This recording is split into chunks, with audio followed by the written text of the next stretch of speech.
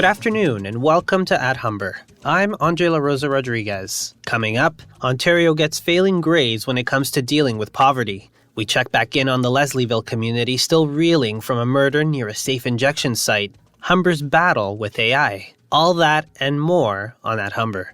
We start with Food Banks Canada, who has chosen a new way to showcase their yearly National Poverty Reduction Report. They've decided to create a first-of-its-kind report card to help simplify the data for everyone. Each province has received a grade, but the results for Ontario were not good. A D-. I spoke with Mississauga Food Bank CEO Megan Nichols about what actions can be taken and how the province can boost its grades. Were you surprised at the letter that Ontario got, a D-, I believe it was?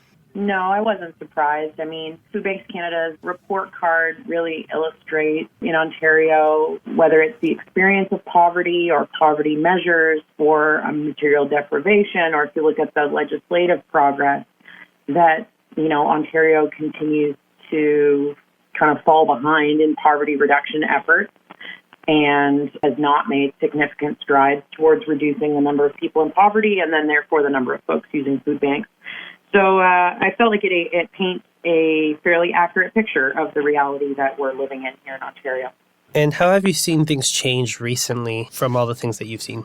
Well, I think certainly, the number of people spending more than 30% of their income on housing, people having trouble accessing health care, these are things that have risen in the last few years, more significantly in the last 12 months.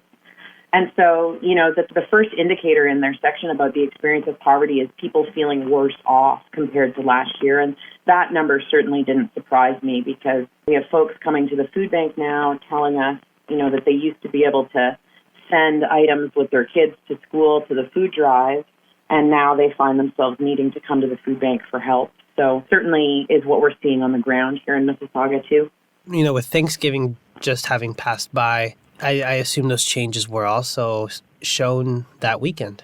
Yeah, our needs continues to increase month over month, and we continue to see more people using our services than ever every single month right now. So at the holidays, I think folks feel it more profoundly because this is a holiday specifically that's focused on, kind of bounty of food and a family meal and being grateful for what we have access to. And I think for people who are struggling to have access to adequate food, times like Thanksgiving really highlight the deprivation they're living with. Since this report card came out, have you felt there's been any alarms that have sounded, or has things stayed the same? I have not seen any specific additional action from our elected officials in response to this, no. It was my hope, but it was not my expectation. We have been saying the same things to our elected officials for the last number of years about how we can decrease poverty and food bank use. And it's the same things that are outlined in the recommendations in this report card. Continuing to ensure there's decent work that pays, making it easier for people on the Ontario Disability Support Program to work and earn and increase those rates, modernizing those social supports, affordable housing. We continue to say these things. We have said them for years. And yet, there continues to not be investment in most of these areas. And so I am happy to have a very kind of data-driven report card like this that we can evaluate progress year over year. But ultimately, I would say the recommendations that food banks like us continue to make, especially at the provincial level, do not align with the current government's beliefs on how poverty will be reduced, and that's why they haven't enacted any of them. And do you think there's anything more that this report card can do to further showcase what needs to be done? The thing I appreciate about this report card, specifically in terms of how it compares provinces to one another, is that we saw Quebec had the highest scores. So I would continue to urge our elected officials to look at what Quebec has implemented in their context that has these poverty measures and legislative process that has improved life for folks living in poverty in Quebec, and what can we learn from that and put into practice here in Ontario. So almost like this report card is creating a nice, easy way to see the comparisons. Absolutely. Absolutely. Because it's comparing it on, the same indicators across the provinces. I think this is a really helpful comparison for legislators. You don't have to invent the wheel. You can borrow a copy of the wheel from a neighboring province and put things into action that will make a difference in your community too. And so I think that's really helpful. That was Megan Nichols, CEO of the Mississauga Food Bank, speaking with me about Ontario's poverty reduction efforts. It's been 3 months since a murder in Leslieville sparked a controversy over resident safety around a local consumption site. Carolina Hubert-Macarat, mother of 2, was killed after a fight between 2 residents of the site's users. Residents have been calling for an action to deal with things like drugs, overdoses, used needles in playgrounds, all within meters of schools and daycares. Radio Humber's Emma Postka checks in with local resident and community spokesperson Derek Finkel for an update. Has anything really changed since then? The last meeting before the shooting, which was 3 days before the shooting, one of the residents said, what is it going to take for you guys to take this seriously? Does one of our children have to get killed? And 3 days later, it wasn't a child that got killed. It was a mother of children who got killed, which, was just as devastating. And so after that, what changed is that all of a sudden at the next meeting, which was 3 days after the shooting, all of a sudden, we weren't just dealing with the CEO of the center. We were dealing with the superintendent and the inspector from our local detachment. We were dealing with our member of parliament. We were dealing with 4 or 5 board members from the health center. We were dealing with us members of SafeTO, Toronto Public Health. People all of a sudden wanted to hear what we had to say. They finally went and hired a security outfit literally the afternoon that Carolina was murdered. Literally by the end of that day, so it took a murder for us to be listened to. So yes, there have been some changes immediately around the center, but I'm not sure that has necessarily been a net good for the neighborhood at large, at least in our little area. You're a father, right? You have a son. Yeah. So how do you approach this, having a child who sees the stuff that's going on in the streets? Yeah, well, my son is now 16. So he was a lot younger when the supervised injection site opened. And so by the time things got really bad, which was, I want to say around 2019, he was like 12 or something like that. My son, he'll cross the street and go to the other side of Queen Street, even though he has to come back, in the same direction. What do you ultimately want to see here? Because as you said, drug addiction is a mental health issue, which has so many different layers to it. Like, you can't just close up the consumption site, put it somewhere else. This problem's not going to go away. So what do you want to see come out of this? Well, on a micro level, like just within our neighborhood, one of the things I would like to see come out of it is I'd like, the province of Ontario is the primary funder and oversight body of this particular supervised consumption site. So the province, mind-blowingly, has completely ignored our community. Dozens and dozens of people have reached out to the health minister, to the premier, staffers below them. The province has been uniformly silent. We don't even get auto replies. The first thing we would like is some transparency from the province about what is actually going on. And we would like to be heard by the province as the people who live with this site. We would like to be seen as part of the review, because if a review is started by the death of one of our community members, then it sort of, one would reason that, you would actually want to hear from that community. Most people are asking for is for it to be closed and relocated to a better location that's not, that's not 200 or 250 meters from schools, daycares, parks, etc. And within Leslieville or South Riverdale, there actually are quite a few options, and they have a year to figure it out.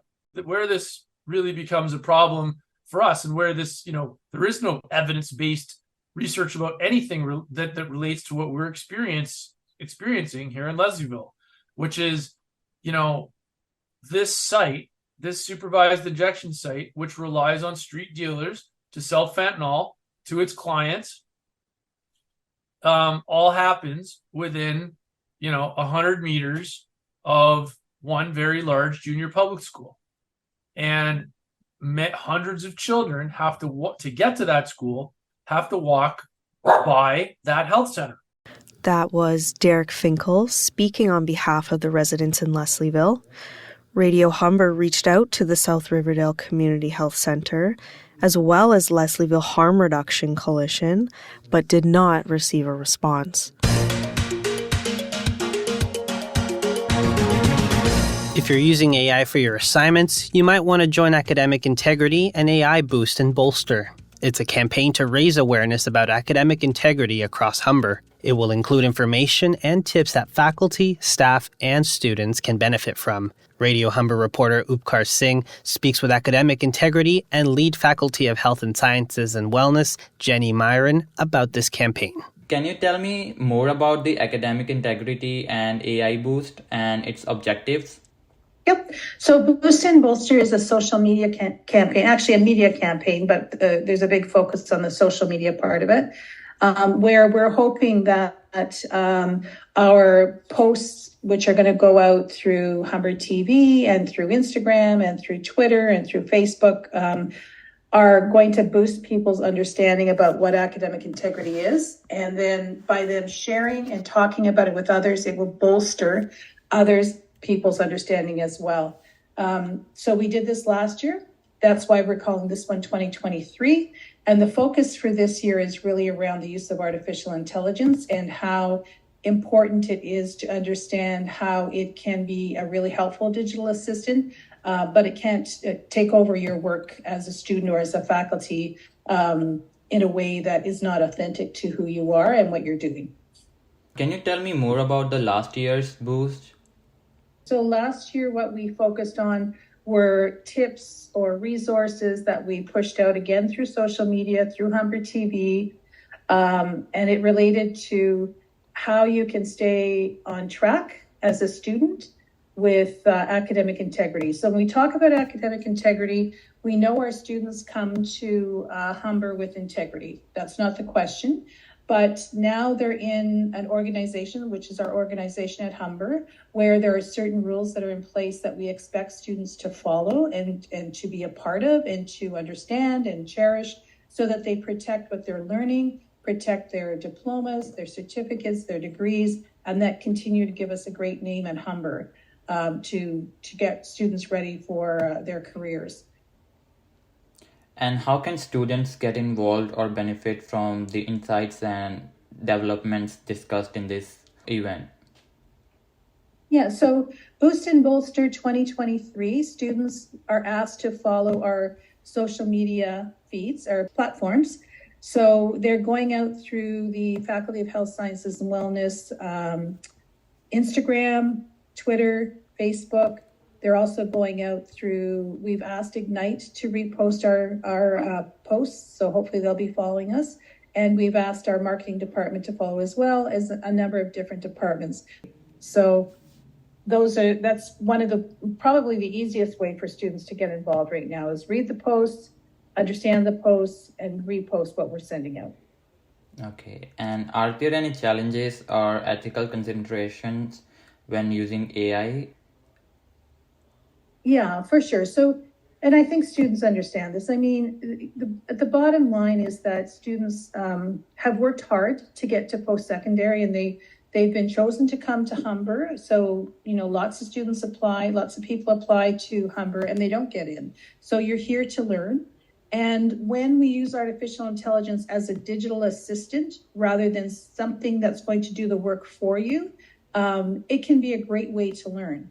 When you start to submit things that are created completely by, generative AI, that is not an honest approach to your studies, and it will not help you learn the content that has been curated for you by your teachers and by programs and by the industry that's out there. So it's really, really important that students understand how they use it, when they use it, or if they use it, and then what are the parameters around that. And the best advice I can give to a student is, listen to what your profs are asking for. They will have likely written something in critical paths or course outlines, likely in in your assignment descriptions. So make sure that you're, using it in a way that's going to be helpful for you in the long run, and not going to rob you of what you've come here to do, which is to learn. Yeah. And these were the only questions that I had. Anything else that you want to say in the end? No, I think it's generative artificial intelligence, I think, is a great new way to learn. Mm-hmm. I think we just need to be careful with it. And I think students know that. And I think students come at their studies in an honest way. And we just want to continue to support their learning. So we need to be in this all together, working together. That was Radio Humber's Upkar Singh speaking with Academic Integrity Lead Faculty of Health Sciences and Wellness, Jenny Myron. Technology is rapidly changing around our world, and Humber College is offering a new program aimed to help learners understand how technology shapes the way we live. The program has learners use technology for creative outcomes through various projects. Students explore how technologies like augmented reality, virtual reality, and AI can improve experiences across many industries. Radio Humber's Megan Smith speaks to Professor David Newman about his program. I know the Creative Technologies program just launched this fall. Can you tell me what students can expect in their first semester? So in the first semester, we do many different topics already. They've flown drones, we've been in virtual reality, we've done augmented reality, we've done motion capture, we've done what's called IoT, Internet of Things, where they actually are looking at sensors and scanning and doing data and so forth. So we've done all those as well. And then as we go through the semester, we also critique the technology. So we have guest speakers come in who talk about different technologies. Like last week, we had a drone expert come in and talk about drones, but also the ethics of drones and where drones are heading in the future. And we had someone talk about AI, so we do a lot of AI stuff as well. Basically, we have a whole sort of large breadth of different technologies they explore. And what's most important is that they apply it to their own personal professional areas. So this year in our program, we have engineers, we have architects, UX designers, we have one lawyer, we have a writer, and we have all different areas. And what we want is for them to reflect and to critique technology and see what they feel is the technologies that will impact them and their careers as they move forward. How can the students apply the knowledge they've gained to life situations? That's a good question. So everything we do is applied to their own lives. I'll give you a good example. I just got a class right now, and the class we had was looking at artificial intelligence and language. And there's a brand new platform out there now called HeyGen. And HeyGen allows a person to actually upload a video in any language they want, well, mostly it's English, and then it'll translate that into other languages. And because my program has a large international population or presence, I have students that speak Hindi, that speak Mandarin, that speak Italian, that speak all these different languages. And so we uploaded into all these different languages, and it was important for them to understand, okay, now that this is possible, what does that mean for me as a person? The fact that I can now upload a video in English, but it will translate that video and make it look like this person speaking in Hindi. What does that mean in the positive sense for the ability to now communicate better, but what does that mean for other things like potential cultural appropriation and also things like deepfake, where I can make a person say something they're not saying? With this program being so versatile, what are the potential career routes for graduates? So the way we position this program is that you will come out with a deeper technological understanding of how your industry works. So let's say you're an architect. If you go in the program, you'll learn more about how emerging technologies are impacting architecture. Or if you're a filmmaker, or if you're a designer, or even engineer, you learn how to leverage these technologies for what you want to do, and you move forward with that. So it's about adding these tools into your process as a professional. So the program isn't necessarily meant to make you something different. It's meant to augment the skills you have and see how potentially AI can help be part of your design workflow, or augmented reality as you're an engineer. How can you articulate an idea through augmented reality to help someone else understand your work better? And then the second part of that is also for you to understand the technologies that we are exploring in the program today will be mainstream and obsolete tomorrow. And so how do you identify new technologies, and how will they be relevant to you in your career as you move forward? What way has technology shaped the way that we live today? That's a good question. So it depends on who you ask. I think technology has benefited us and also has unfortunately caused harm as well, I think. I'll give you an example of where it's been beneficial and not beneficial. So for example, the cell phone, right? The cell phone allows us to communicate more often with those we want to build a strong relationship with. So we can connect with loved ones quicker and more often, which builds and strengthens those and allows those relationships to grow faster than without a cell phone. For example, if I'm on a bus, I can call my family member and talk to them. And I did that with my mother. I used to call her up when I'm driving to school and talk to her, because that was a time where I actually could talk to her. But For example, now when you go into a public place or on a bus, everyone has their phone in front of them, and there's no sort of these casual conversations with those people around you. So while we're building closer relationship with those that are in our close inner circle, we have none of these casual things like just talking to the person next to you or just looking around sometimes where everyone's on their phone and their faces buried in their screen kind of thing. So that technology, where on one hand has some good benefits, also has some drawbacks as well. What are your hopes for the program in the future? I hope they have a really strong understanding of technology. They have an understanding of the human benefits, also the drawbacks, and more importantly, they are able to critique technology. And they're able to give arguments for and against the use of technology as well. So the program isn't meant to promote technology, it's meant to critique it. And so that's the biggest one I think we want our students to come out with as well. Thank you so much. No problem.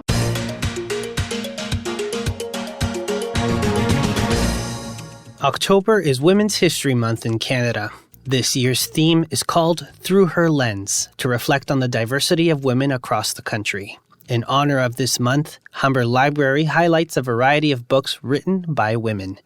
Radio Humber's Howie Tulu talks to Lindsay Bonjay, Humber's collection librarian, about these books. Thank you so much for joining me again. My first question is, what is the Women's History Month celebration of? Yeah, so Women's History Month is a celebration in Canada every October. So the theme this year is Through Her Lens, celebrating the diversity of women, and it's a month to highlight the achievements of women in Canada and recognizing their contributions, to their own community and to their country. Okay, why should we celebrate Women's History Month? I think it's important just to recognize the history of women in Canada, how legally we all haven't always had equal rights, and how even today there's still sexism and discrepancy between the sexes, and just to celebrate our achievements and highlight them and show how important women are to the country. What are some of the collection Humber has written by women? Yeah, so Humber Libraries, we try to collect books and journals and databases that really reflect the entire broad spectrum of our community, whether that's, different religions, different races, different sexes and genders. So we certainly, try to collect lots of books that have been written by women, about women's issues, about women's history. For a long time, libraries have really considered themselves to be neutral locations and have neutral collections. And really, a lot of times what that kind of means is that it centers, the white man's perspective. And we have, obviously a lot of books written by those people and from that perspective. So it's important that, that's not necessarily what neutrality is. It's not necessarily the goal to have a neutral collection. The goal is really to represent our community and have books that are, that the students can see themselves in, but also that all of the students can use for their research to, learn about different topics, about different people.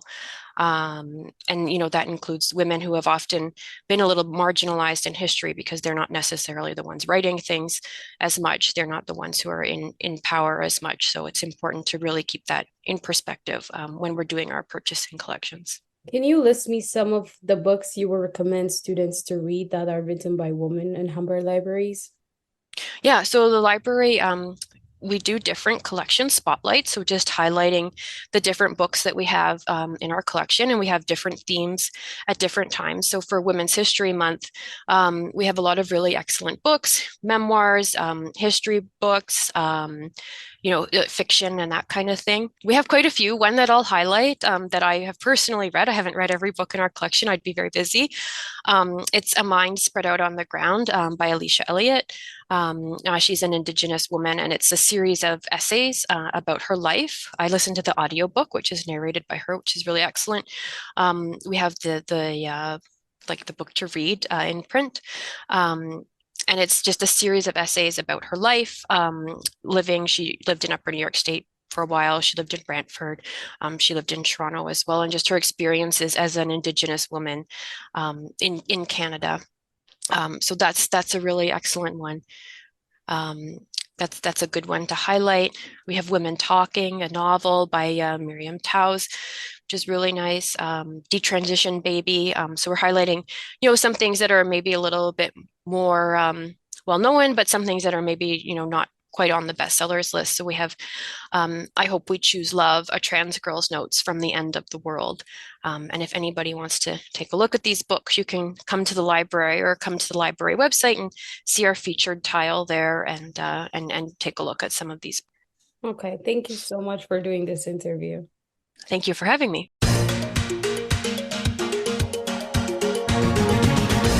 That was Radio Humber's Howie Tulu speaking with Lindsay Bonjay, Humber's collection librarian. The Royal Ontario Museum is home to historical artifacts from around the globe. From dinosaur bones to artwork and special exhibits, there's something for everyone to enjoy. The Being and Belonging exhibit shines a light on female artists and the contributions they make to the art world. Radio Humber's Christy Jaglal speaks with Famida Sulman, the curator of the exhibit, to learn more about being and belonging. What was the inspiration behind Being and Belonging? The inspiration around Being and Belonging was really the fact that museums and galleries, the representation of women and women's voices in museums and galleries is imbalanced in Canada. And I just felt like, how interesting would it be to have an exhibition that is 100%, 25 living women artists. And I wanted representation from the global South. And so this idea of the Islamic world, it's very broad. It's I have chosen artists from West Africa, North Africa, East Africa, across the Middle East, Central Asia, South Asia, Southeast Asia. And not all of them are Muslim. They don't all identify as Muslim. So this idea that this large geography of the world where people, the majority of the population may have once been or are today Muslim, but that it's a diverse geography with diverse populations. I just wanted to showcase people who were born there, and the majority of them, they don't even live there now. We have made lots of progress within the art world, but why is it so important to continue to give women artists a space? Absolutely. We have made progress, but there was a recent survey done in the US, looking at US and European museum collections and galleries. And I think this probably represents Canada as well. Women artists only represent 4 or 5% of a museum's collection. So when you walk into a gallery, a permanent gallery or an exhibition, you don't realize that you are actually not hearing from 50% of the world's population. What has the overall reaction from the public been like to the exhibit? It has been overwhelmingly positive from the public and from communities, from the press as well. People are so excited by this exhibition because there's something for everyone. If you're interested in graffiti art, if you're interested in film, sculpture, ceramics, textiles, photography, drawing. So the artworks, they pull you in. You can come just for a purely aesthetic experience, just to see the beauty of the works and the creativity of the artists. But you can also take it one step further and deeper and look at the issues that the women are speaking about. And just to end things off, what is one thing that you hope people take away from visiting the exhibit?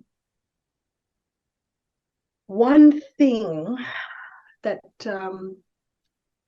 people take away, I don't want people to walk away. Let's put it in the positive. I want people to walk away with really open minds and open hearts. They are going to face some challenging subject matter. Women are truth tellers, and sometimes the truth can be bitter. And I think that's what makes the works even more exciting, even more challenging. But enjoyable at the same time. So I want people to come in with open hearts and open minds, enjoy the artworks. That's what I'm hoping.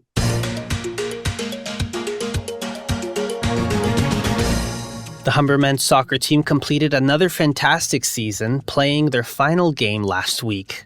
Now it's time to look ahead at the OCAA playoffs. Humber begins their playoff push later this afternoon against Hamilton's Mohawk College. Radio Humber reporter Andre Leal speaks with assistant coach Jason Mesa to talk about preparations heading into this match. So how are you feeling coming out of this season, heading into the playoffs?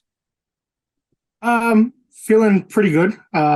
We had a little bit of a shaky start, but we've got some quality players on the team this year, and it was just a matter of us finding the right combination, the right formation that was going to best suit this team. And after the third game onward, we won 7 games in a row, I believe it was. A little unfortunate in the last one of the season, but when you win, 7 in a row, it's obviously a pretty good sign of a good group. The team that you're preparing to face drew against you in the last game you guys met. Are there any adjustments you'll be looking forward to making this game? Well, no, we've definitely made some adjustments to the team, to our preparation as well too. We understand that Mohawk is a good team. They're well organized, so we know we're in for a challenge. But as long as we play to the level that we're capable of and we take care of the things that we need to take care of, I think we should be able to secure a win and continue to progress in the playoffs here. You guys have been so dominant in previous years, as I just mentioned. How do you make sure the group doesn't get overly confident going into this, the playoffs? At our level, there is a bit of a turnaround from time to time, right, with personnel. So you're not always working with the same group. Right. So that's a part of it. Right. So, you rely on your leaders to instill those core values into, the first and second year players. And then when those first and second year guys, when they're in their third, fourth, fifth years, they've now, they've taken over that leadership role. And now they're the ones kind of passing that baton on to the next generation. So it's kind of been like a nice combination of the players doing it amongst themselves. But it's also the staff as well too, just constantly reminding them the expectation, right? The goal that we have every year that we set out for this team. So it's not just about, hey, let's have a good year and let's make the playoffs. We always want to put ourselves in the best possible position to contend for the league, winning the league, the division. Having being in an OCAA final to get that opportunity to move on to nationals, and then again, that gold medal at nationals. That's what we really want. So it's always about setting that high standard and having everyone, I guess, just kind of fall into the plan, right? What's something about this team that might be a bit different from last year's team in your eyes? I think this year our style of play is a little bit different in comparison to last year. When you lose a player like Luca Uccello, Federico Leal, Osman Hussein, right? Your midfield 3, and another fifth-year center back with Alex, moving on, not being, completing their eligibility. There's obviously going to be a change, but it took us a little bit of time early in the year to kind of find that right combination. We've had other players really step up to fill into some of those gaps nicely. So it's been a work in progress, and I think right now we are kind of trending in the right direction. And final question for you: of any staff member on this team, you've been here the longest. What can you say about the culture and mentality at Humber? Well, just to start with that alone, right? Like just that desire to compete, to win, to be in those positions, to bring home gold medals. Everyone across at all sports kind of has that strong passion, that strong desire. So when you look around and you're around that type of culture, you don't want to be that person in the back of the room going, oh man, I don't want to be left out in the cold here. So you work just that much harder to ensure that, the program, that the players are there, the program is moving in the right direction. And for me personally, I was on the field before as a Humber Hawk. So I know what it means as a player. And for me, I've just tried to instill that desire, that drive into the players, every single year that I've been helping out as a coach now. That was Radio Humber's Andre Leal speaking with Humber men's soccer assistant coach Jason Mesa. With Halloween around the corner, people are getting their decorations and costumes in order. Radio Humber's Nico DeChantis has the details on this year's costume trends and more.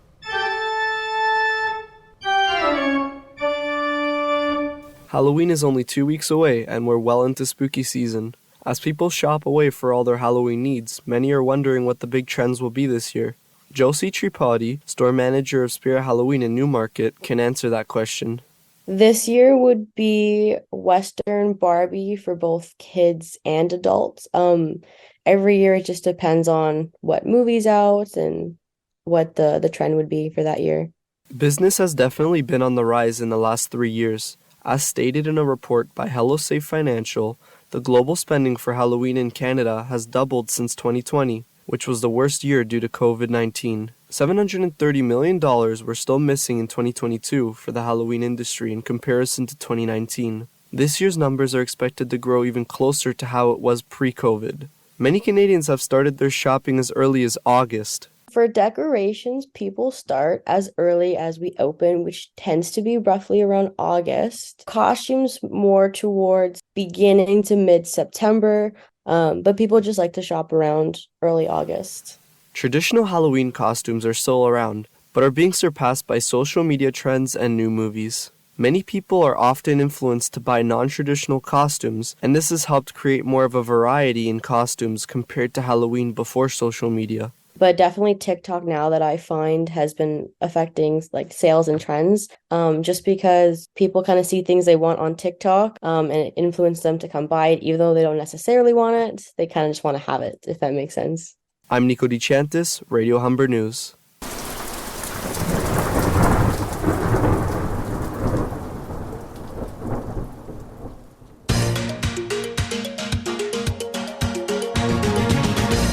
And that's it for Humber. Today's contributors were Emma Posca, Upkar Singh, Megan Smith, Howie Tulu, Christy Jaglal, Andre Leal, and Nico DeChantis. Our technical producer is Noah Skanga. I'm Angela Rosa-Rodriguez. At Humber is produced by students in the journalism and radio broadcasting programs on 96.9 Radio Humber.